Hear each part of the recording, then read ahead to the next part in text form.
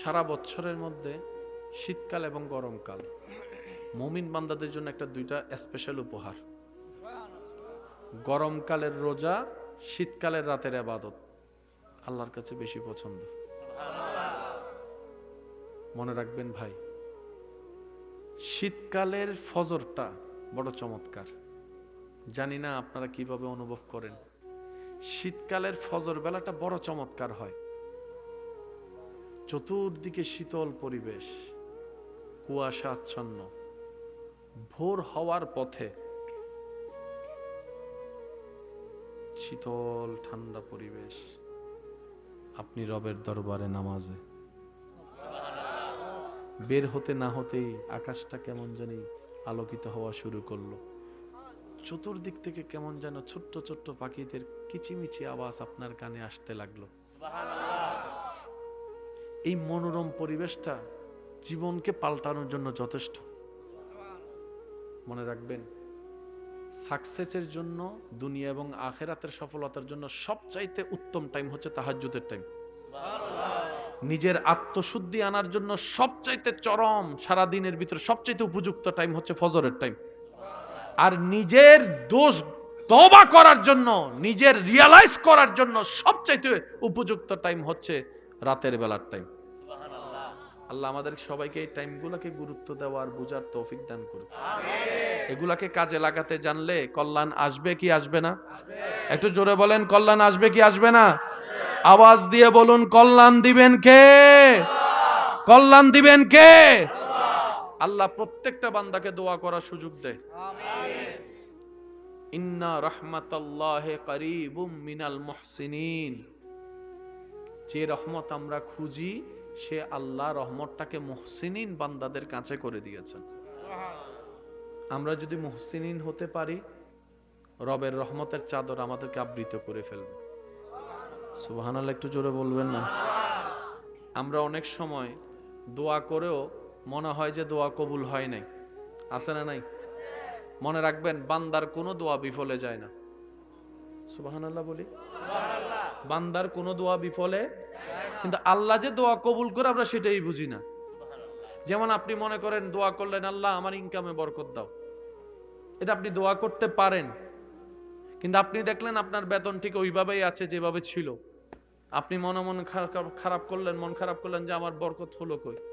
আপনি যদি একটু খেয়াল করে দেখেন, অন্য জায়গায় যে খরচটা হতো আল্লাহ আপনার খরচটা কমাই দিয়েছেন। ইনকামের লেভেলটা বাড়ে নাই, কিন্তু খরচটা অন্য বিষয়ের খরচ কমাই দিয়েছেন। আপনি আল্লাহর কাছে দোয়া করলেন, আল্লাহ অমুক অমুক আমাকে কষ্ট দেয়, তুমি তাদেরকে সাজা দাও, বিচার করো। আপনি দেখলেন তারা খুব সুখে আছে, ভালো আছে, আপনি মন খারাপ করলেন, আল্লাহ আমার দোয়া কবুল করলো কই। আল্লাহ আপনার দোয়া কবুল করেছে। সেটা কিভাবে? আল্লাহ তাআলা আপনাকে সহ্য ক্ষমতা বাড়িয়ে দিয়েছে, ধৈর্য ক্ষমতা বাড়িয়ে দিয়েছে, মেনে নেওয়া বাড়িয়ে দিয়েছে, মানিয়ে নেওয়া বাড়িয়ে দিয়েছে। সুবহানাল্লাহ। আমরা যেভাবে চাই আল্লাহ সবসময় সেভাবে দোয়া কবুল করে না। যেটা যেরকম বান্দার জন্য কল্যাণের হয়, আল্লাহ সেভাবে দোয়া কবুল করে। সেজন্য আমাদেরকে দোয়া করার জন্য সময় একটু বুঝে শুনে দোয়া করার দরকার। বলেন না ভাইয়া, বুঝে শুনে দোয়া করার দরকার। আল্লাহর রহমত পাওয়ার জন্য কিছু কাজ, বিশেষ ইবাদত করার দরকার। সামনে কিছুদিন পর আমাদের কাছে আসবে রমজান মাস। ভাইয়া কি মাস? এর আগের মাসের নাম হচ্ছে শাবান। শাবানের আগের মাস হচ্ছে এখন যেটা চলছে রজব। রজব হচ্ছে আল্লাহর মাস। সুবহানাল্লাহ বলেন। রজব কার মাস? শাবান হচ্ছে নবী রাহমাতুল লিল আলামিনের মাস। আর রমজান হচ্ছে উম্মতের মাস। কয়টা মাস পেলাম? অঙ্কটা একটু বুঝে নিই আমরা। কয়টা মাস পেলাম? রমজান, রমজানের আগে শাবান, শাবানের আগে রজব। রজবটা হচ্ছে আল্লাহর, শাবানটা হচ্ছে নবীর, রমজান হচ্ছে আমাদের। এবার আপনি মাসটা খেয়াল করেন, একদিকে উম্মত, একদিকে আল্লাহ, মাঝখানে নবী রাহমাতুল্লিল। এই রজব হচ্ছে আল্লাহর এমন প্রিয় মাস, যে মাসে আল্লাহ তাআলা বান্দাকে এমন ভাবে উপযুক্ত ভাবে তৈরি করে বান্দা যেন রমজানের নিয়ামত নিতে পারে। সুবহানাল্লাহ। তো রমজানের মধ্যে রহমত আছে না নাই? মাগফিরাত আছে না নাই? নাজাত আছে না নাই? আল্লাহ রমজানকে 3 ভাগে ভাগ করেছেন এমন ভাবে, প্রথম 10 দিন রহমত, তারপর 10 দিন মাগফিরাত, তারপর 10 দিন নাজাত। আল্লাহ পাক বলে প্রথম 10 দিন আমার রহমতে ভরপুর হও, দ্বিতীয় 10 দিনে তোমার গুনার জন্য আমার কাছে ক্ষমা চাও, তো রহমত হয়ে গেল, ক্ষমাও হয়ে গেল, আর তো টেনশন নাই। পরের 10 দিন তোমাকে আমি আল্লাহ নাজাত করে দিলাম, মুক্তি করে দিলাম। সুবহান। প্রত্যেকটা কিছুর সিস্টেম আছে না নাই? আর একটু জোরে বলেন আছে না নাই? সেজন্য ইসলাম হচ্ছে কোড অফ লাইফ। এটাকে যারা অনুসরণ করতে পারবে, ফিদ দুনিয়া হাসনাতাও ওয়া ফিল আখিরাতে হাসনাতাও, এই দুনো জগতের শান্তি আল্লাহ তাআলা ইসলামের ভিতর দান করেছেন। মহব্বতের আওয়াজে বলেন সুবহানাল্লাহ। জান্নাত পাওয়ার জন্য, শান্তির জীবন পাওয়ার জন্য বান্দার হকের ব্যাপারে একটু সচেতন হতে হবে। অনেক সময় আপনি আমি বাদাম খেতে যাইয়া, মামা 10 টাকার বাদাম দেন, ওই বাদামওয়ালা যদি দাবি ছেড়ে দেয় তো গেলেন মুক্ত, সমস্যা নাই। আর যদি সেই বাদামওয়ালা দাবি না ছাড়ে, হাসরের ময়দানে একটা বাদামের হিসাব। একটু জোরে বলেন না।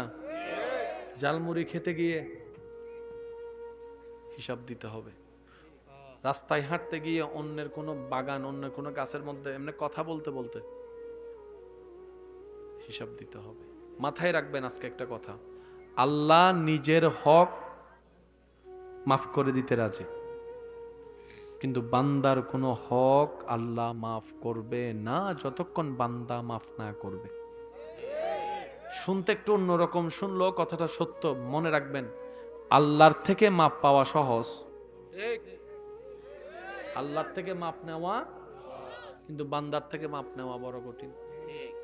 সেজন্য সবচাইতে সিনসিয়ার থাকতে হবে বান্দার হকের ব্যাপারে। আপনি আমি যেগুলোকে খুব সামান্য মনে করি, যেমন দোকানে গেলাম চকলেট একটা খাইয়ে না খেয়ে না টাকা, উনিও চিন্তা করলো না, আমিও চিন্তা করি না, কিন্তু এটা আল্লাহর কাছে ধরা খাবে যদি উনি আপিল চানে।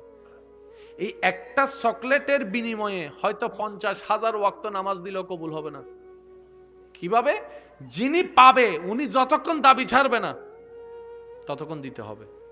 এমনেই নাই ইবাদত, এমনেই নাই নামাজ রোজা, যা আছে সেগুলোরও কোয়ালিটি নাই, এর উপর যা আছে এগুলা যদি অন্য কেউ টান মারে অবস্থাটা কি হবে? নবী রাহমাতুল্লিল আলামিন একদিন সাহাবায়ে কেরামকে জিজ্ঞেস করছেন, হে আমার সাহাবারা, বলো তো দেখি হাসরের ময়দানে সবচেয়ে গরিব কে হবে? সাহাবায়ে কেরাম বললেন, আল্লাহ এবং রাসূল ভালো জানে। নবীজি বললেন, সাহাবারা শুনো, জান্নাতে যাওয়ার জন্য উপযুক্ত যত নেক আমল দরকার সব আমল থাকার পরও যে জান্নাতে যেতে পারবে না সেই সবচেয়ে গরিব। সাহাবায়ে কেরাম অবাক হয়ে বললেন, ইয়া রাসূলুল্লাহ, জান্নাতে যাওয়ার মতো আমল থাকার পরও জান্নাতে যেতে পারবে না কিভাবে?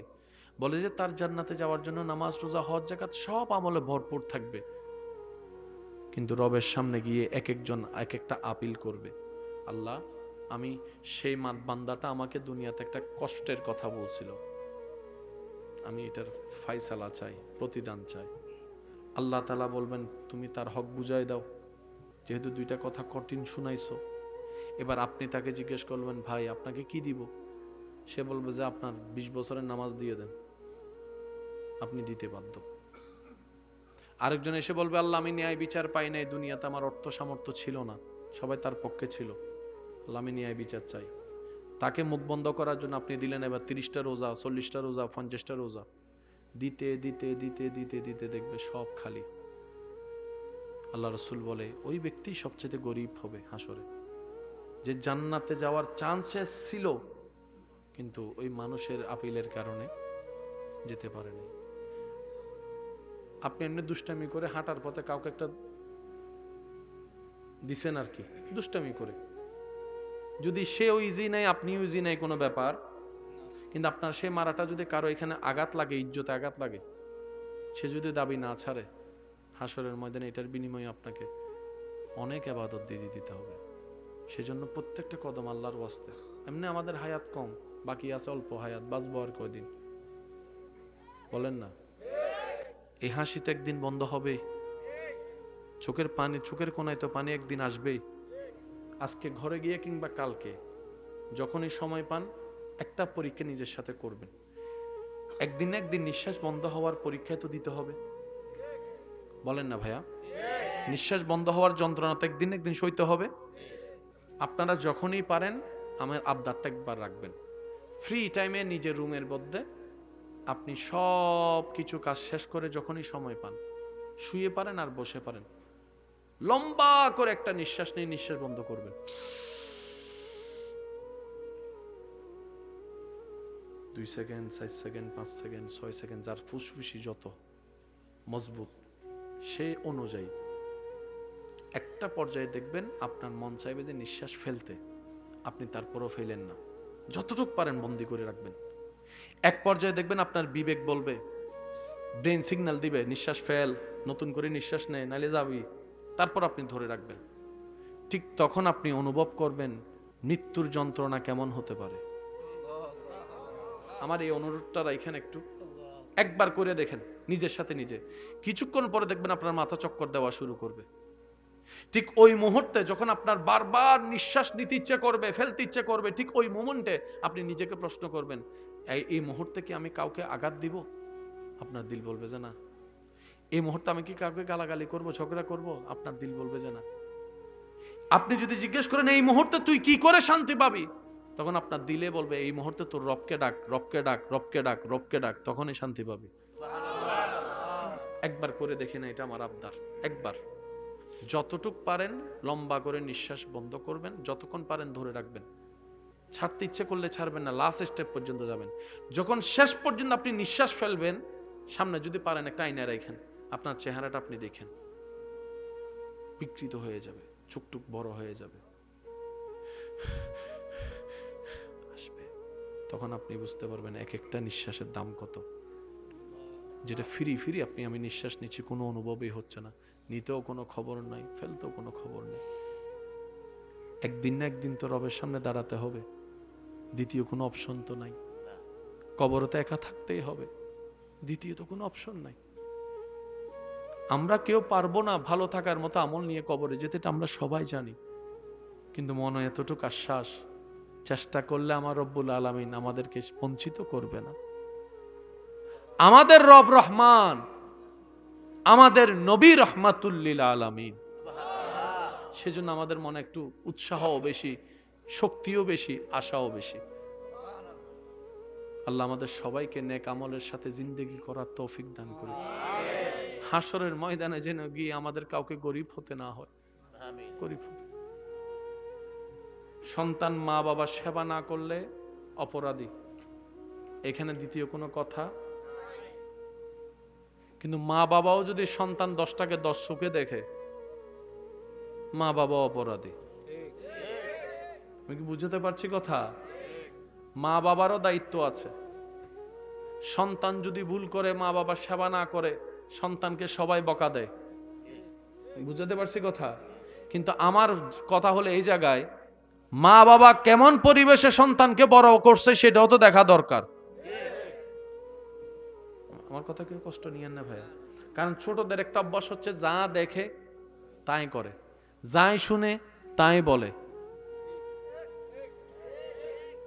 আমি সবাইকে অনুরোধ করব না, এই অনুরোধটা শুধু আমার ভালোবাসার মানুষদেরকে করব যারা আমার কথার গুরুত্ব বুঝতে পারবে।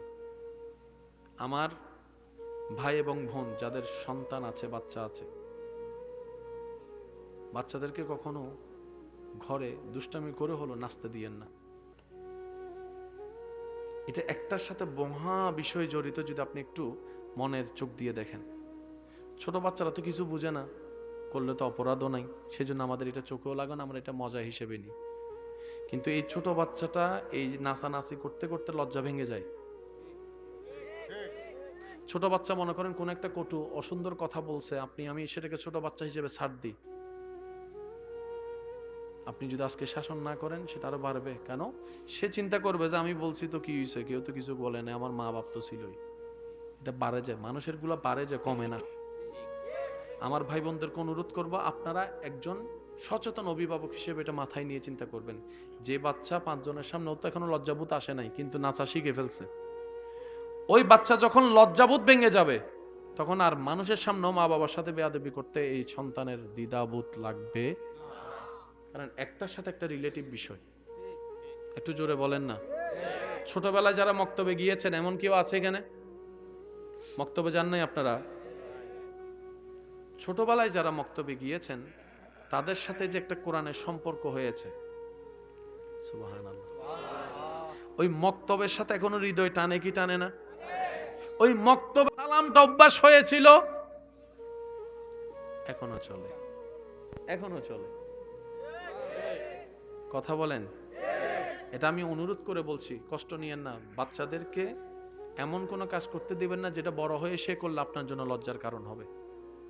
ছোটবেলা থেকে এমন কোনো কাজকে প্রশ্রয় দিবেন না, আদর দিয়ে বুঝাই দিবেন। আবার চিন্তা করবেন এই বাচ্চা এই গালিটা, এই পচা কথা, এই নাচটা শিখলো কোত্থেকে, কারণ সে তো মার পেট থেকে শিখে আসে নাই। ওই কারণটাও খুঁজে বের করবেন। আল্লাহ তাআলা আমাদের সবাইকে বুঝার আমল করার তৌফিক দান করুন। এলাকা যত কবরবাসী কবরের আযাবে কষ্ট পাচ্ছে, আল্লাহ সবার কবরের আযাব মাফ করে দিন। আমিন। আগামী বছর যখন এই মাহফিল আয়োজন করার জন্য আমার ভাইয়েরা সিদ্ধান্ত নেবেন, আল্লাহর কাছে মেহমান হিসেবে ফরিয়াদ, এই মাহফিলের জন্য যা দরকার আল্লাহ যেন গায়েব থেকে দান করে ব্যবস্থা করে দেন। আমার যুবক ভাই যারা আছেন, চোখটাকে একটু নিচে রাখবেন, মুখটাকে একটু বন্ধ করবেন। এই দুইটা জিনিসকে একটু কন্ট্রোল করতে পারলে হাত অটোমেটিক কন্ট্রোল হয়ে যাবে, পা অটোমেটিক কন্ট্রোল হয়ে যাবে। যুবক যুবক ছেলেরা হুন্ডা চালাই মারা যাচ্ছে, তা আপনি মারা গেলে আপনার হুন্ডাটা তো অন্য একজনও চালাবে, তো মরে লাভ কি হলো? চালান না হুন্ডা, একটা লিমিট আছে না? যুবকরা কথা বলেন, লিমিট আছে না? আপনার মা বাবা আপনাকে হুন্ডা কিনে দিয়েছেন নিজের স্বর্ণ বন্ধক দিয়ে কিংবা বিক্রি করে, সন্তানের শরীরে সাদা কাফন দেখার জন্য। একটাবার চিন্তা করবেন না আপনি? হুন্ডাটা রেস দেওয়ার আগে চিন্তা করবেন না আপনার মার চোখের পানিটা? আজকেও দুইজন বন্ধু একসাথে মারা গেছে হুন্ডায়, একই জায়গায় কবর হবে দুই বন্ধুর। হুন্ডাগুলো কোথায়? আরেকজনে চালাবে। আল্লাহর ওয়াস্তে হুন্ডা যখনই চালাবেন নিজের পরিবারের মানুষগুলোর কথা একটু চিন্তা করবেন। কেউ এসে যদি আপনাকে একটু লাই দেয়, পারবি আমার সাথে চল রেস রাগি, আপনি বলবেন তোর সাথে রেস দেওয়ার আমার ইচ্ছাই নেই। চার চাকার গাড়ির মধ্যে কিছুটা হলো নিরাপত্তা, দুই চাকার গাড়িতে নিরাপত্তা। এটা ছোট্ট বিচি পড়লো, এই কুয়াশার ভিতরে এক হাত দূরে দেখা যাচ্ছে না, আপনি স্পিড ব্রেকার দেখবেন না, আপনি চালাচ্ছেন, স্পিড ব্রেকারে গিয়ে আপনি পড়ে গেছেন খাদে। বুঝতে পারছি? স্থির হয়ে যে কোনো কাজ করলে সুন্দর হয়। একটা পুটিং আপনি যদি বানায় যদি সার্ভ করে দেন, কেউ খেয়ে মজা পাবে না। এটাকে রাখতে হয়, জমাতে হয়, তো দেখতে সুন্দর হয়, কাটতেও মজা হয়, খেতেও আনন্দ লাগে। কথা বলেন? তো সেজন্য একটু স্থির হবেন লাইফে, এত স্থির হয়েন না। আল্লাহ তাআলা আমাদের সবাইকে সুন্দর একটা জীবন দান করুন। জীবন আল্লাহর দেওয়া খুব নিয়ামত, এটাকে কদর করতে হয়। আল্লাহ যাই দিবে সেটাকে শুকরিয়া করবেন এবং যত্ন নেবেন। যে দেহে যা আছে সেগুলোর মালিক আপনি, আমি নই, আল্লাহ আমানত দিয়েছেন আমাদেরকে, হাসর আবার ফেরত নিয়ে নিবে, এরকম একটা বিষয় আছে না, হিসাব নিবে না? তো সুতরাং আমরা যেন আমানতের খেয়ানত না করি। আল্লাহ কবুল করুক। আমিন, আল্লাহুম্মা আমিন।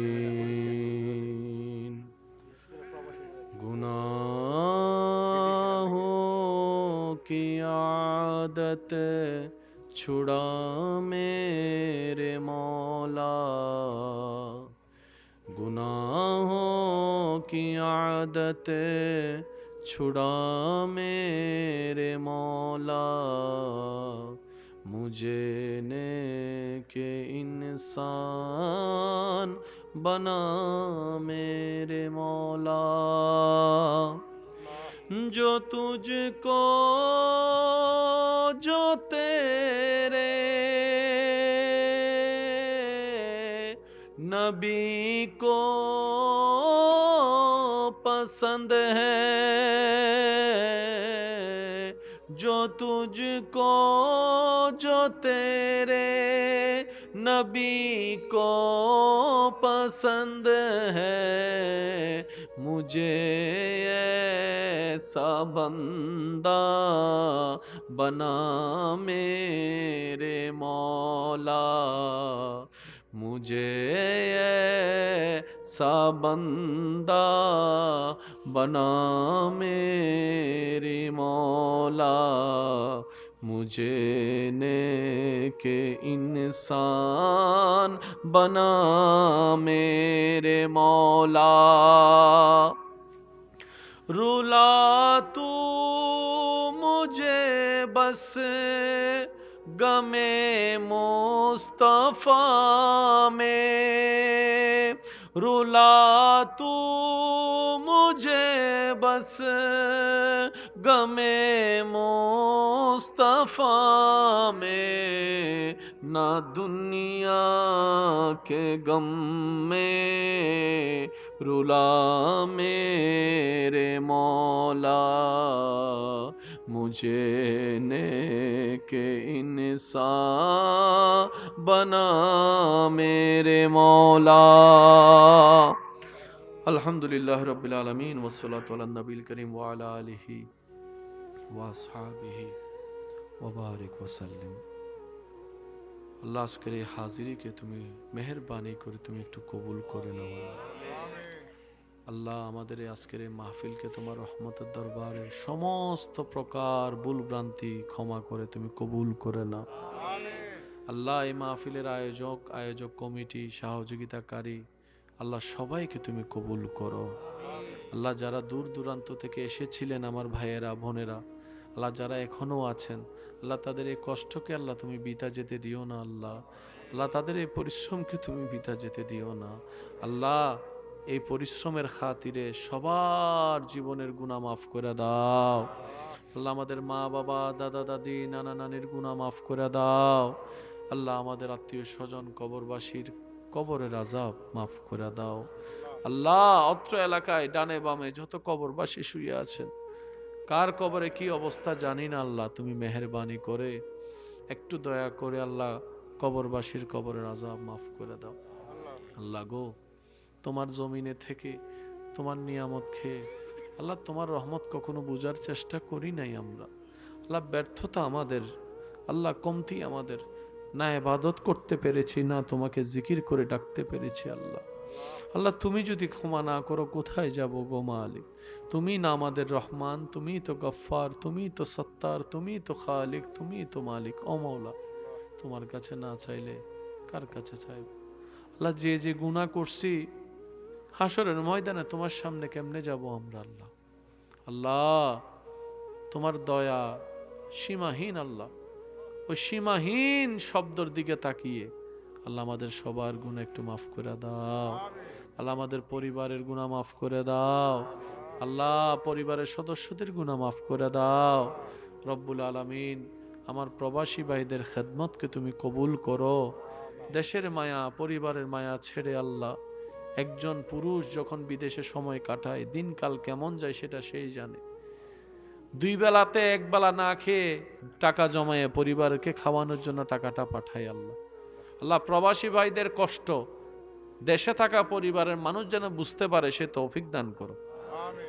আল্লাহ প্রবাসী ভাইদেরকে কুওয়াত বাড়িয়ে দাও, ধৈর্য বাড়িয়ে দাও, রিজিকে বরকত বাড়িয়ে দাও। আল্লাহ ব্যবসায়ী চাকরিজীবী যারা আছেন আমার ভাইয়েরা, আল্লাহ তাদেরকে তুমি বরকত দান করো। আল্লাহ পড়ালেখার মধ্যে যে জ্ঞান অর্জন করলে দুনিয়া আখিরাতের কল্যাণ হবে, সেই জ্ঞান অর্জন করার তৌফিক দান করো। আল্লাহ আমার সভাপতি সাহেবের সন্তানের জন্য দোয়া চেয়েছেন, আল্লাহ রব্বুল আলামিন ওনার নামে ওনার হকে আল্লাহ নেক মকসুদকে তুমি পূরণ করে দাও। আল্লাহ আমার মা বোনদের দোয়া ফরিয়াদ তুমি কবুল করো। আমার মা বোনদের দোয়া ফরিয়াদ তুমি কবুল করো। আল্লাহ যারা অসুস্থ আছেন আইয়ুব নবীর ধৈর্যের সদকায় তাদেরকে তুমি সুস্থতার ব্যবস্থা করে দাও। আল্লাহ ইব্রাহিম নবীর সদকায় যাদের ঋণ আছে, ঋণ থেকে আল্লাহ মুক্তির ব্যবস্থা করে দাও। আল্লাহ প্রত্যেকটা পরিবারে বরকত ব্যবস্থা করে দাও, শান্তির ব্যবস্থা করে দাও, আয় রোজগারে বরকতের ব্যবস্থা করে দাও। আল্লাহ আমাদের সমস্ত গুনাহকে তুমি মাফ করে দাও। তুমি শেষ বিচারের আদালতে করবে বিচারে হাকিম হই, আমরা তোমার ক্ষমার যোগ্য নই। আল্লাহ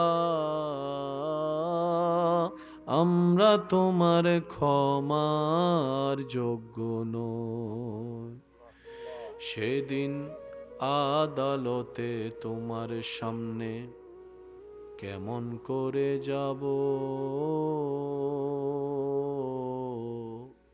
এত পাপের হিসাব আমি কেমন করে দেব। আমার সর্বঙ্গ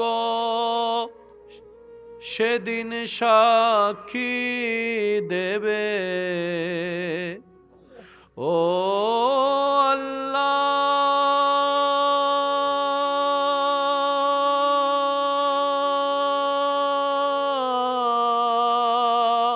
ও আল্লাহ,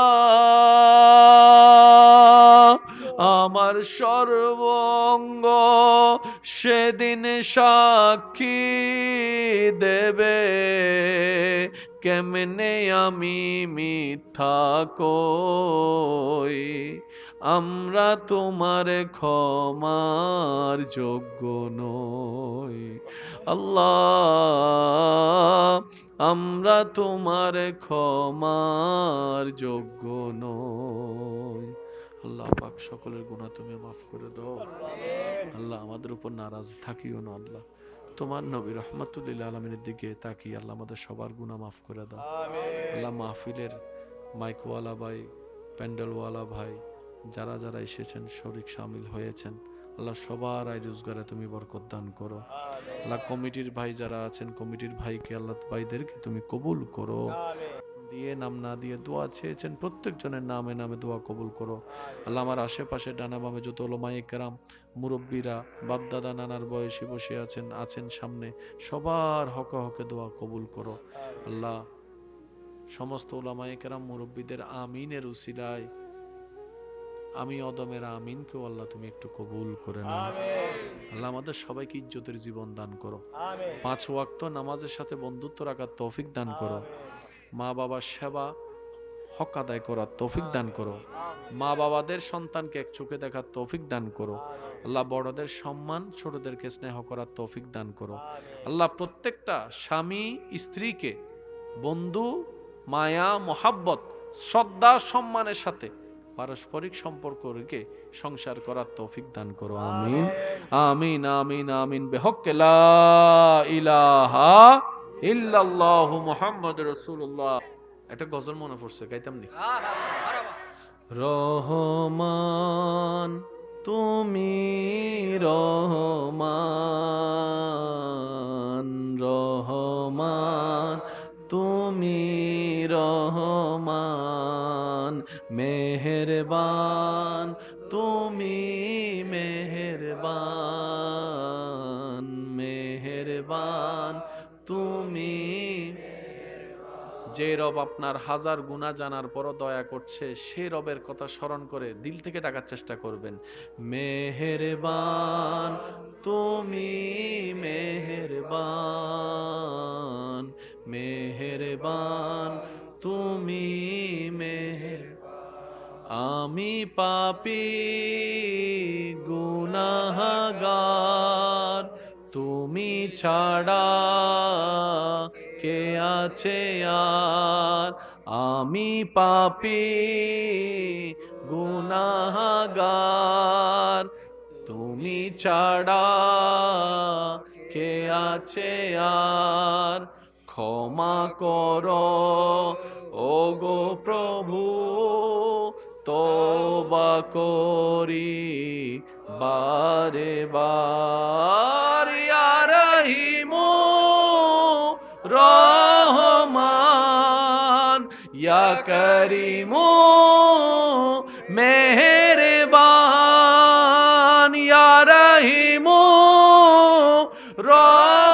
রহমান, ইয়া করিমু মেহেরবান, মেহেরবান তুমি মেহেরবান, মেহেরবান তুমি। উচ্চ আওয়াজ একবার বলেন মারহাবা। কথায় মনোযোগ আছে তো ইনশাআল্লাহ? বুঝেছি বুঝেছি বহুদিন পর, ভেবেছি দুনিয়া কত যে আপন, আসলে দুনিয়াটাই পর, আল্লাহ তোমার দয়া বুঝেছি, বুঝেছি বহুদিন পর। সবাই কি আওয়াজে আল্লাহ তোমার দয়া বুঝেছি, বুঝেছি বহুদিন পর। ভেবেছি দুনিয়া কত যে আপন, আসলে দুনিয়াটাই পর, আল্লাহ তোমার দয়া বুঝেছি, বুঝেছি বহুদিন।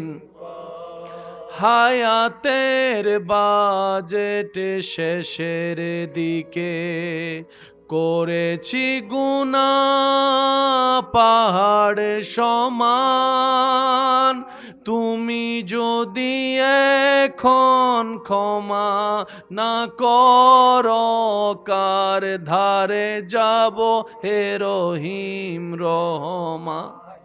তোমার দয়া ছাড়া স্বর্গে জায়গা হবে না আমি বুঝেছি। ভেবেছি দুনিয়া কত যে আপন, আসলে দুনিয়াটাই পর, আল্লাহ তোমার দয়া বুঝেছি, বুঝেছি বহুদিন পর। উচ্চ আওয়াজ একবার বলেন আমিন। সারা বছরের মধ্যে শীতকাল এবং গরমকাল মুমিন বান্দাদের জন্য একটা দুইটা স্পেশাল উপহার। গরমকালের রোজা, শীতকালের রাতের ইবাদত আল্লাহর কাছে বেশি পছন্দ। মনে রাখবেন ভাই, শীতকালের ফজরটা বড় চমৎকার। জানি না আপনারা কিভাবে অনুভব করেন। শীতকালের ফজর বেলাটা বড় চমৎকার হয়। চতুর্দিকে শীতল পরিবেশ, কুয়াশা আচ্ছন্ন, ভোর হওয়ার পথে শীতল ঠান্ডা পরিবেশ, আপনি রবের দরবারে নামাজে বের হতে না হতেই আকাশটা কেমন জানি আলোকিত হওয়া শুরু করলো। চতুর্দিক থেকে কেমন যেন ছোট্ট ছোট্ট পাখিদের কিচিমিচি আওয়াজ আপনার কানে আসতে লাগলো। এই মনোরম পরিবেশটা জীবনকে পাল্টানোর জন্য যথেষ্ট। মনে রাখবেন, সাকসেসের জন্য, দুনিয়া এবং আখিরাতের সফলতার জন্য সবচাইতে উত্তম টাইম হচ্ছে তাহাজ্জুদের টাইম। নিজের আত্মশুদ্ধি আনার জন্য সবচাইতে চরম, সারা দিনের ভিতর সবচাইতে উপযুক্ত টাইম হচ্ছে ফজরের টাইম। আর নিজের দোষ তওবা করার জন্য, নিজের রিয়ালাইজ করার জন্য সবচাইতে উপযুক্ত টাইম হচ্ছে রাতের বেলার টাইম। আল্লাহ আমাদের সবাইকে এই টাইমগুলোকে গুরুত্ব দেওয়ার বুঝার তৌফিক দান করুন। এগুলাকে কাজে লাগাতে জানলে কল্যাণ আসবে কি আসবে না? একটু জোরে বলেন, কল্যাণ আসবে কি আসবে না? আওয়াজ দিয়ে বলুন, কল্যাণ দিবেন কে? কল্যাণ দিবেন কে? আল্লাহ প্রত্যেকটা বান্দাকে দোয়া করার সুযোগ দেয়। ইন্না রাহমাতাল্লাহি কারীবুম মিনাল মুহসিনিন। যে রহমত আমরা খুঁজি, সে আল্লাহ রহমতটাকে মুহসিনিন বান্দাদের কাছে করে দিয়েছেন। আমরা যদি মুহসিনিন হতে পারি, রবের রহমতের চাদর আমাদেরকে আবৃত করে ফেলবে। সুবহানাল্লাহ, একটু জোরে বলবেন না? আমরা অনেক সময় দোয়া করেও মনে হয় যে দোয়া কবুল হয় নাই। আছে না নাই? মনে রাখবেন, বান্দার কোনো দোয়া বিফলে যায় না। সুবহানাল্লাহ বলি। বান্দার কোনো দোয়া বিফলে, কিন্তু আল্লাহ যে দোয়া কবুল করে আমরা সেটাই বুঝি না। যেমন আপনি মনে করেন দোয়া করলেন, আল্লাহ আমার ইনকামে বরকত দাও, এটা আপনি দোয়া করতে পারেন, কিন্তু আপনি দেখলেন আপনার বেতন ঠিক ওইভাবেই আছে যেভাবে ছিল। আপনি মনে খারাপ করলেন, মন খারাপ করলেন যে আমার বরকত হলো কই। আপনি যদি একটু খেয়াল করে দেখেন, অন্য জায়গায় যে খরচটা হতো আল্লাহ আপনার খরচটা কমাই দিয়েছেন। ইনকামের লেভেলটা বাড়ে নাই, কিন্তু খরচটা অন্য বিষয়ের খরচ কমাই দিয়েছেন। আপনি আল্লাহর কাছে দোয়া করলেন, আল্লাহ অমুক অমুক আমাকে কষ্ট দেয়, তুমি তাদেরকে সাজা দাও, বিচার করো। আপনি দেখলেন তারা খুব সুখে আছে, ভালো আছে, আপনি মন খারাপ করলেন, আল্লাহ আমার দোয়া কবুল করলো কই? আল্লাহ আপনার দোয়া কবুল করেছে। সেটা কিভাবে? আল্লাহ তাআলা আপনাকে সহ্য ক্ষমতা বাড়িয়ে দিয়েছে, ধৈর্য ক্ষমতা বাড়িয়ে দিয়েছে, মেনে নেওয়া বাড়িয়ে দিয়েছে, মানিয়ে নেওয়া বাড়িয়ে দিয়েছে। সুবহানাল্লাহ। আমরা যেভাবে চাই আল্লাহ সবসময় সেভাবে দোয়া কবুল করে না। যেটা যেরকম বান্দার জন্য কল্যাণের হয় আল্লাহ সেভাবে দোয়া কবুল করে। সেজন্য আমাদেরকে দোয়া করার জন্য সময় একটু বুঝে শুনে দোয়া করার দরকার। বলেন না ভাইয়া, বুঝে শুনে দোয়া করার দরকার। আল্লাহর রহমত পাওয়ার জন্য কিছু কাজ, বিশেষ ইবাদত করার দরকার। সামনে কিছুদিন পর আমাদের কাছে আসবে রমজান মাস। ভাইয়া কি মাস? এর আগের মাসের নাম হচ্ছে শাবান। শাবানের আগের মাস হচ্ছে এখন যেটা চলছে রজব। রজব হচ্ছে আল্লাহর মাস। সুবহানাল্লাহ বলেন। রজব কার মাস? শাবান হচ্ছে নবী রাহমাতুল লিল আলামিনের মাস। আর রমজান হচ্ছে উম্মতের মাস। কয়টা মাস পেলাম? অঙ্কটা একটু বুঝে নিই আমরা। কয়টা মাস পেলাম? রমজান, রমজানের আগে শাবান, শাবানের আগে রজব। রজবটা হচ্ছে আল্লাহর, শাবানটা হচ্ছে নবীর, রমজান হচ্ছে আমাদের। এবার আপনি মাসটা খেয়াল করেন, একদিকে উম্মত, একদিকে আল্লাহ, মাঝখানে নবী রাহমাতুল্লিল। এই রজব হচ্ছে আল্লাহর এমন প্রিয় মাস, যে মাসে আল্লাহ তাআলা বান্দাকে এমন ভাবে উপযুক্ত ভাবে তৈরি করে বান্দা যেন রমজানের নিয়ামত নিতে পারে। সুবহানাল্লাহ। তো রমজানের মধ্যে রহমত আছে না নাই? মাগফিরাত আছে না নাই? নাজাত আছে না নাই? আল্লাহ রমজানকে 3 ভাগে ভাগ করেছেন এমন ভাবে, প্রথম 10 দিন রহমত, তারপর 10 দিন মাগফিরাত, তারপর 10 দিন নাজাত। আল্লাহ পাক বলে প্রথম 10 দিন আমার রহমতে ভরপুর হও, দ্বিতীয় 10 দিনে তোমার গুনার জন্য আমার কাছে ক্ষমা চাও। তো রহমত হয়ে গেল, ক্ষমা হয়ে গেল, আর তো টেনশন নাই। পরের 10 দিন তোমাকে আমি আল্লাহ নাজাত করে দিলাম, মুক্তি করে দিলাম। সুবহান। প্রত্যেকটা কিছুর সিস্টেম আছে না নাই? আর একটু জোরে বলেন আছে না নাই? সেজন্য ইসলাম হচ্ছে কোড অফ লাইফ। এটাকে যারা অনুসরণ করতে পারবে, ফিদ দুনিয়া হাসানাতাও ওয়া ফিল আখিরাতে হাসানাতাও, এই দুনো জগতের শান্তি আল্লাহ তাআলা ইসলামের ভিতর দান করেছেন। মহব্বতের আওয়াজে বলেন সুবহানাল্লাহ। জান্নাত পাওয়ার জন্য, শান্তির জীবন পাওয়ার জন্য বান্দার হকের ব্যাপারে একটু সচেতন হতে হবে। অনেক সময় আপনি আমি বাদাম খেতে যাইয়া, মামা 10 টাকার বাদাম দেন, ওই বাদামওয়ালা যদি দাবি ছেড়ে দেয় তো গেলেন মুক্ত, সমস্যা নাই। আর যদি সেই বাদামওয়ালা দাবি না ছাড়ে, হাসরের ময়দানে একটা বাদামের হিসাব। একটু জোরে বলেন না। জালমুড়ি খেতে গিয়ে হিসাব দিতে হবে। রাস্তায় হাঁটতে গিয়ে অন্যের কোনো বাগান, অন্যের কোনো গাছের মধ্যে এমনি কথা বলতে বলতে হিসাব দিতে হবে। মাথায় রাখবেন আজকে একটা কথা, আল্লাহ নিজের হক মাফ করে দিতে রাজি, কিন্তু বান্দার কোনো হক আল্লাহ মাফ করবে না যতক্ষণ বান্দা মাফ না করবে। শুনতে একটু অন্যরকম শুনলো, কথাটা সত্য। মনে রাখবেন, আল্লাহর থেকে মাপ পাওয়া সহজ, আল্লাহর থেকে মাপ নেওয়া, কিন্তু বান্দার থেকে মাপ নেওয়া বড় কঠিন। সেজন্য সবচাইতে সিনসিয়ার থাকতে হবে বান্দার হকের ব্যাপারে। আপনি আমি যেগুলোকে খুব সামান্য মনে করি, যেমন দোকানে গেলাম চকলেট একটা খাইয়ে না খেয়ে না থাকা, উনিও চিন্তা করলেন, আমিও চিন্তা করি না, কিন্তু এটা আল্লাহর কাছে ধরা খাবে যদি উনি আপিল জানেন। এই একটা চকলেটের বিনিময়ে হয়তো 50,000 ওয়াক্ত নামাজ দিলেও কবুল হবে না। কিভাবে? যিনি পাবে উনি যতক্ষণ দাবি ছাড়বে না ততক্ষণ দিতে হবে। এমনেই নাই ইবাদত, এমনেই নাই নামাজ রোজা, যা আছে সেগুলোরও কোয়ালিটি নাই, এর উপর যা আছে এগুলা যদি অন্য কেউ টান মারে অবস্থাটা কি হবে? নবী রাহমাতুল্লিল আলামিন একদিন সাহাবায়ে কেরামকে জিজ্ঞেস করছেন, হে আমার সাহাবারা, বলো তো দেখি হাসরের ময়দানে সবচেয়ে গরিব কে হবে? সাহাবায়ে কেরাম বললেন, আল্লাহ এবং রাসূল ভালো জানে। নবীজি বললেন, সাহাবারা শুনো, জান্নাতে যাওয়ার জন্য উপযুক্ত যত নেক আমল দরকার, সব আমল থাকার পরও যে জান্নাতে যেতে পারবে না, সেই সবচেয়ে গরিব। সাহাবায়ে কেরাম অবাক হয়ে বললেন, ইয়া রাসূলুল্লাহ, জান্নাতে যাওয়ার মতো আমল থাকার পরও জান্নাতে যেতে পারবে না কিভাবে? বলে যে তার জান্নাতে যাওয়ার জন্য নামাজ, রোজা, হজ, যাকাত সব আমলে ভরপুর থাকবে, কিন্তু রবের সামনে গিয়ে এক একজন এক একটা আপিল করবে, আল্লাহ আমি সেই বান্দাটা আমাকে দুনিয়াতে একটা কষ্টের কথা বলছিল, আমি এটার ফায়সালা চাই, প্রতিদান চাই। আল্লাহ তাআলা বলবেন তুমি তার হক বুঝাই দাও, যেহেতু দুইটা কথা কঠিন শুনাইছো। এবার আপনি তাকে জিজ্ঞেস করবেন, ভাই আপনাকে কি দিব? সে বলবে যে আপনার 20 বছরের নামাজ দিয়ে দেন, আপনি দিতে বাধ্য। আরেকজন এসে বলবে, আল্লাহ আমি ন্যায় বিচার পাই নাই, দুনিয়াতে আমার অর্থ সামর্থ্য ছিল না, সবাই তার পক্ষে ছিল, আল্লাহ আমি ন্যায় বিচার চাই। তাকে মুখ বন্ধ করার জন্য আপনি দিলেন এবার 30টা রোজা, 40টা রোজা, 50টা রোজা, দিতে দিতে দিতে দিতে দিতে দেখবে সব খালি।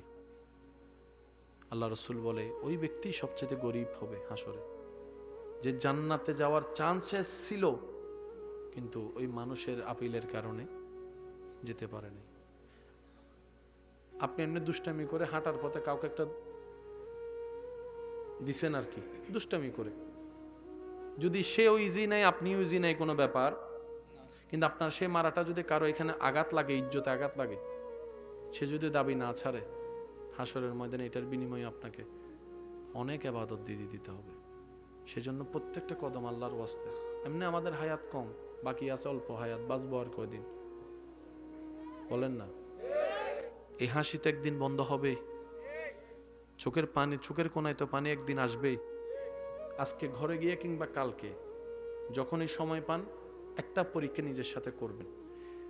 একদিন না একদিন নিঃশ্বাস বন্ধ হওয়ার পরীক্ষায় তো দিতে হবে, বলেন না ভাইয়া? নিঃশ্বাস বন্ধ হওয়ার যন্ত্রণা তো একদিন একদিন সইতে হবে। আপনারা যখনই পারেন আমার আবদারটা একবার রাখবেন, ফ্রি টাইমে নিজের রুমের মধ্যে আপনি সব কিছু কাজ শেষ করে যখনই সময় পান, শুয়ে পারেন আর বসে পারেন, লম্বা করে একটা নিঃশ্বাস নিয়ে নিঃশ্বাস বন্ধ করবেন।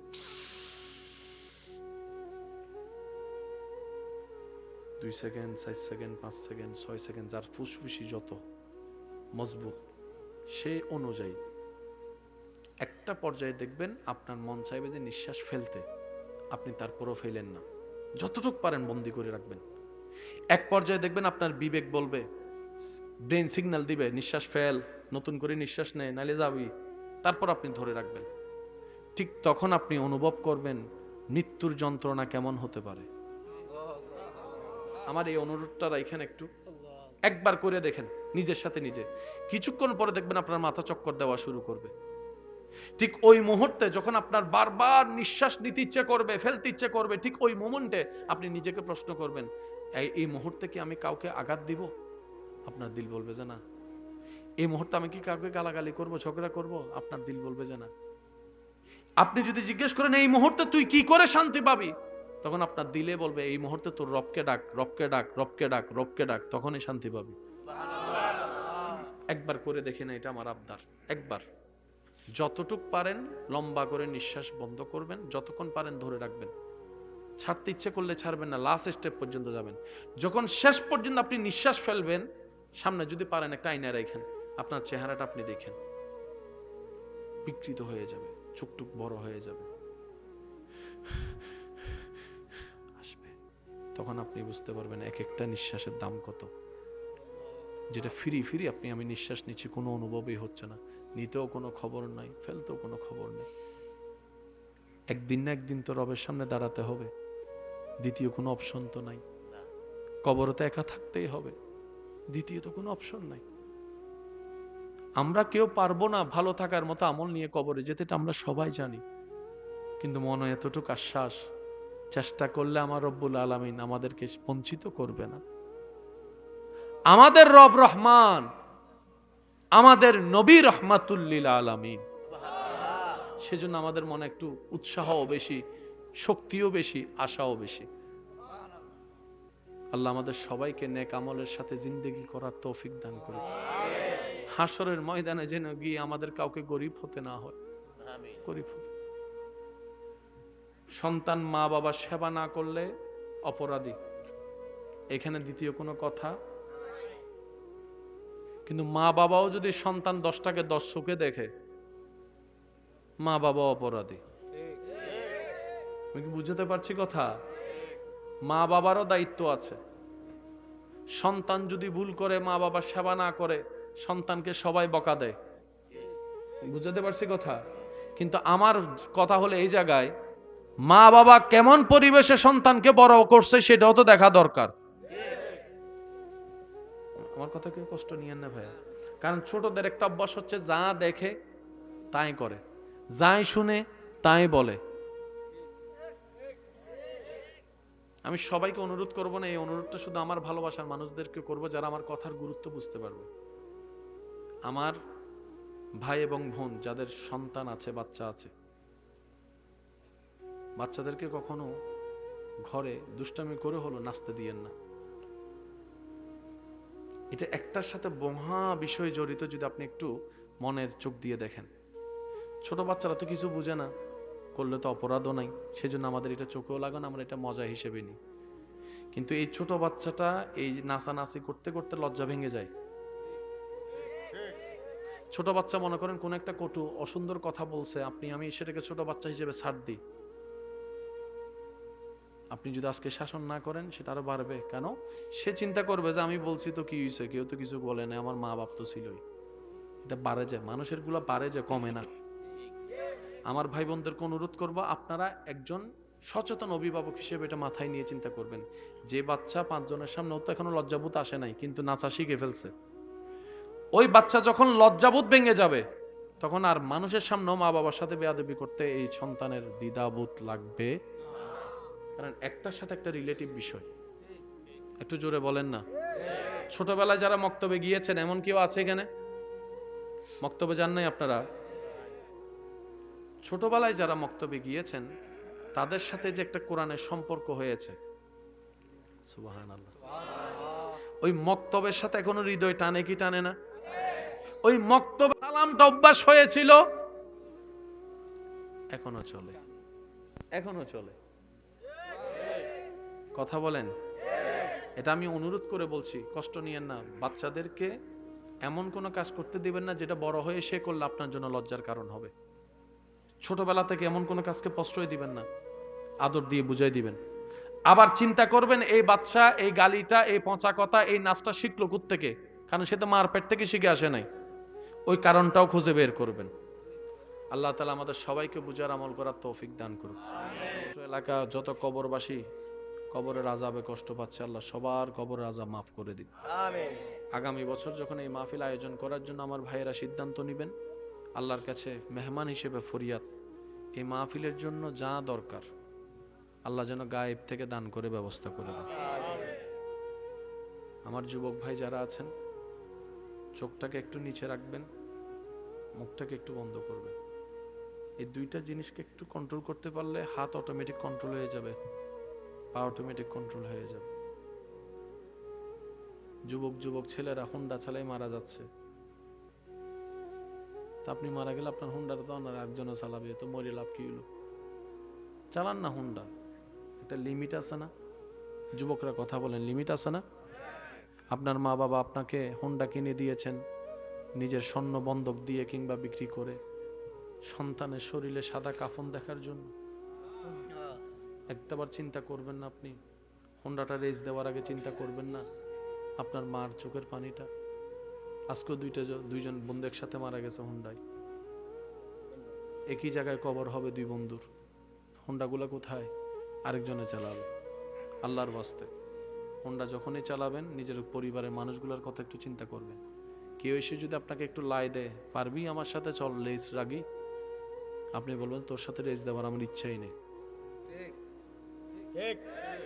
4 চাকার গাড়ির মধ্যে কিছুটা হলো নিরাপত্তা, 2 চাকার গাড়িতে নিরাপত্তা।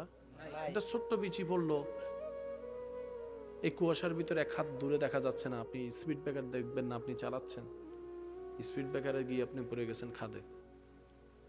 বুঝতে পারছি? স্থির হয়ে যে কোনো কাজ করলে সুন্দর হয়। একটা পুটিং আপনি যদি বানায় যদি সার্ভ করে দেন, কেউ খেয়ে মজা পাবে না। এটাকে রাখতে হয়, জমাতে হয়, তো দেখতে সুন্দর হয়, কাটতেও মজা হয়, খেতেও আনন্দ লাগে। কথা বলেন। তো সেজন্য একটু স্থির হবেন লাইফে, এত স্থির হয়েন না। আল্লাহ তাআলা আমাদের সবাইকে সুন্দর একটা জীবন দান করুন। জীবন আল্লাহর দেওয়া খুব নিয়ামত, এটাকে কদর করতে হয়। আল্লাহ যাই দিবে সেটাকে শুকরিয়া করবেন এবং যত্ন নেবেন। যে দেহে যা আছে সেগুলোর মালিক আপনি আমি নই, আল্লাহ আমানত দিয়েছেন আমাদেরকে, হাসর আবার ফেরত নিয়ে নিবে, এরকম একটা বিষয় আছে না, হিসাব নিবে না।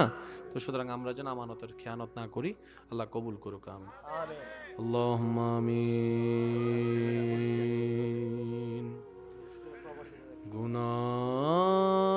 गुनाहों की आदत छुड़ा मेरे मौला,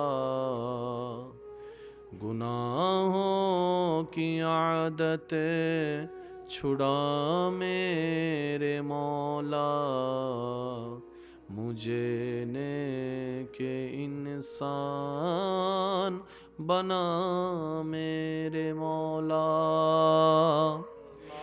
जो तुझको जो तेरे नबी को पसंद है,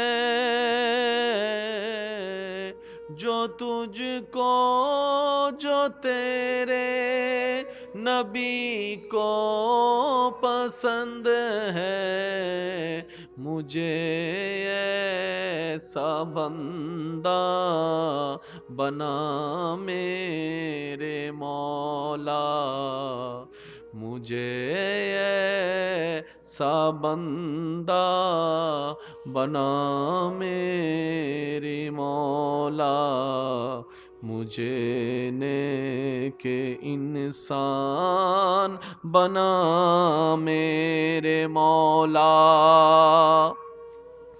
रुला तू मुझे बस गमे मुस्तफा में, रुला तू मुझे बस गमे मुस्तफा में, ना दुनिया के गम में रुला मेरे मौला, मुझे नेके इंसान बना मेरे मौला।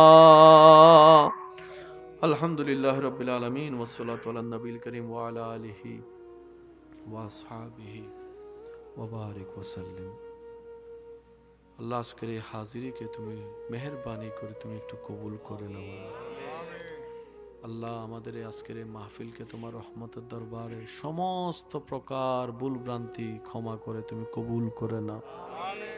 আল্লাহ এই মাহফিলের আয়োজক কমিটি, সহযোগিতাকারী, আল্লাহ সবাইকে তুমি কবুল করো।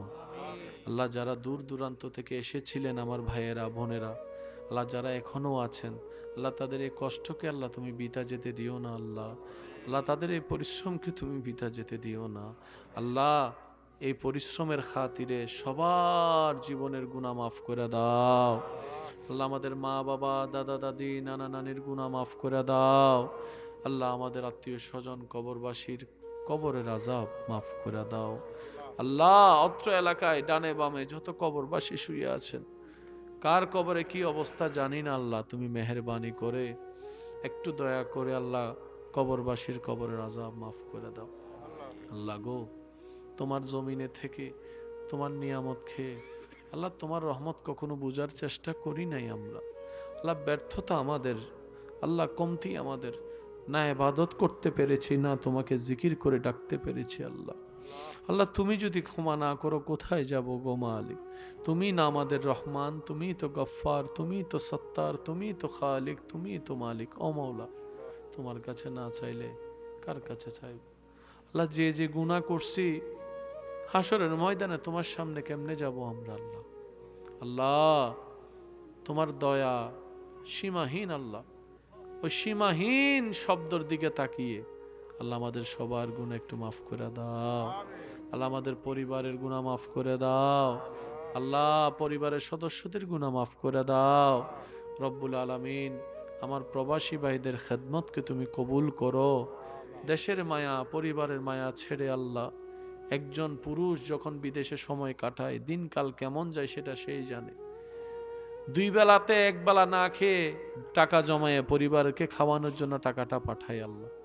আল্লাহ প্রবাসী ভাইদের কষ্ট দেশে থাকা পরিবারের মানুষ যেন বুঝতে পারে, সে তৌফিক দান করো আল্লাহ। প্রবাসী ভাইদেরকে কুওয়াত বাড়িয়ে দাও, ধৈর্য বাড়িয়ে দাও, রিজিকে বরকত বাড়িয়ে দাও আল্লাহ। ব্যবসায়ী চাকরিজীবী যারা আছেন আমার ভাইয়েরা, আল্লাহ তাদেরকে তুমি বরকত দান করো আল্লাহ। পড়ালেখার মধ্যে যে জ্ঞান অর্জন করলে দুনিয়া আখিরাতের কল্যাণ হবে, সেই জ্ঞান অর্জন করার তৌফিক দান করো আল্লাহ। আমার সভাপতি সাহেবের সন্তানের জন্য দোয়া চেয়েছেন আল্লাহ রব্বুল আলামিন, ওনার নামে ওনার হকে আল্লাহ নেক মকসুদকে তুমি পূরণ করে দাও আল্লাহ। আমার মা বোনদের দোয়া ফরিয়াদ তুমি কবুল করো, আমার মা বোনদের দোয়া ফরিয়াদ তুমি কবুল করো আল্লাহ। যারা অসুস্থ আছেন আইয়ুব নবীর ধৈর্যের সৎকায় তাদেরকে তুমি সুস্থতার ব্যবস্থা করে দাও আল্লাহ। ইব্রাহিম নবীর সৎকায় যাদের ঋণ আছে, ঋণ থেকে আল্লাহ মুক্তির ব্যবস্থা করে দাও আল্লাহ। প্রত্যেকটা পরিবারে বরকত ব্যবস্থা করে দাও, শান্তির ব্যবস্থা করে দাও, আয় রোজগারে বরকতের ব্যবস্থা করে দাও আল্লাহ। আমাদের সমস্ত গুনাহকে তুমি মাফ করে দাও। তুমি শেষে বিচারের আদালতে করবে বিচারে হাকিম হই, আমরা তোমার ক্ষমার যোগ্য নই আল্লাহ, আমরা তোমার ক্ষমার যোগ্য নই। সেদিন আদালতে তোমার সামনে কেমন করে যাব, এত পাপের হিসাব আমি কেমন করে দেব। আমার সর্বঙ্গ সেদিন সাক্ষী দেবে, ও আল্লাহ,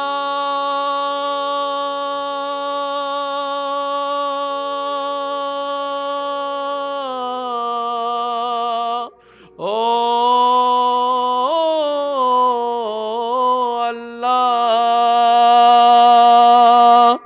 আমার সর্বঙ্গ সেদিন সাক্ষী দেবে, কেমনে আমি মিথ্যা কই, আমরা তোমার ক্ষমার যোগ্য নই আল্লাহ,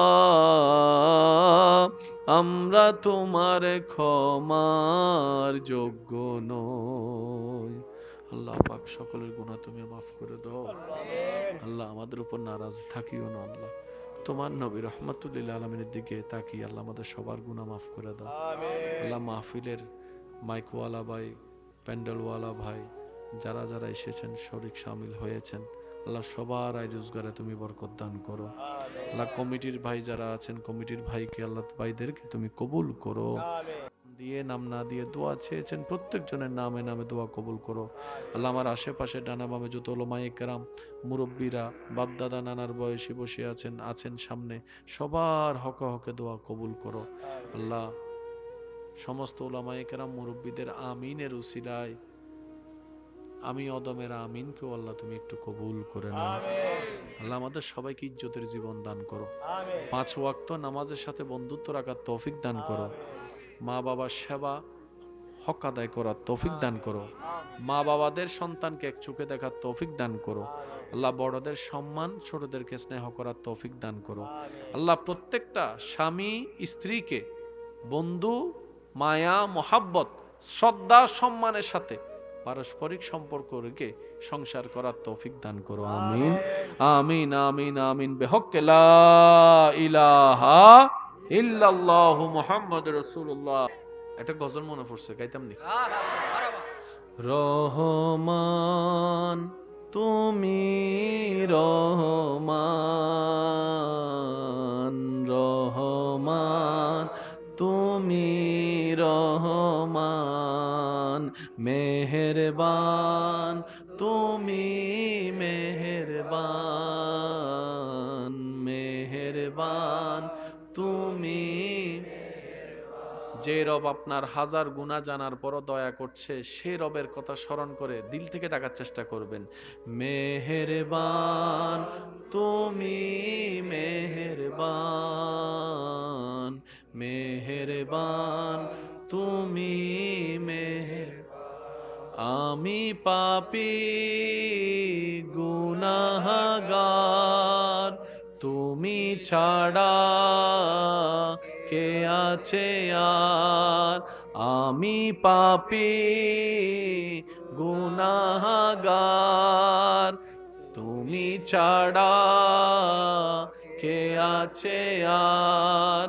ক্ষমা করো ওগো প্রভু, তওবা করি বারে বার। ইয়া রহিমু রহমান, ইয়া করিমু মেহেরবান, ইয়া রহিমু রহমান, ইয়া করিমু মেহেরবান, মেহেরবান তুমি মেহেরবান, মেহেরবান তুমি। উচ্চ আওয়াজ একবার বলেন মারহাবা। কথায় মনোযোগ আছে তো ইনশাআল্লাহ? বুঝেছি বুঝেছি বহুদিন পর, ভেবেছি দুনিয়া কত যে আপন, আসলে দুনিয়াটাই পর। আল্লাহ তোমার দয়া বুঝেছি বুঝেছি বহুদিন পর। সবাই কি আওয়াজে আল্লাহ তোমার দয়া বুঝেছি বুঝেছি বহুদিন পর। ভেবেছি দুনিয়া কত যে আপন, আসলে দুনিয়াটাই পর। আল্লাহ তোমার দয়া বুঝেছি বুঝেছি বহুদিন। হায়াতের বাজেট শেষের দিকে করেছি গুনাহ পাহাড় সমান, তুমি যদি এখন ক্ষমা না করো, কার ধারে যাব হে রহিম রহমান। তোমার দয়া ছাড়া স্বর্গে জায়গা হবে না আমি বুঝেছি। ভেবেছি দুনিয়া কত যে আপন, আসলে দুনিয়াটাই পর। আল্লাহ তোমার দয়া বুঝেছি বুঝেছি বহুদিন পর। উচ্চ আওয়াজ একবার বলেন আমিন।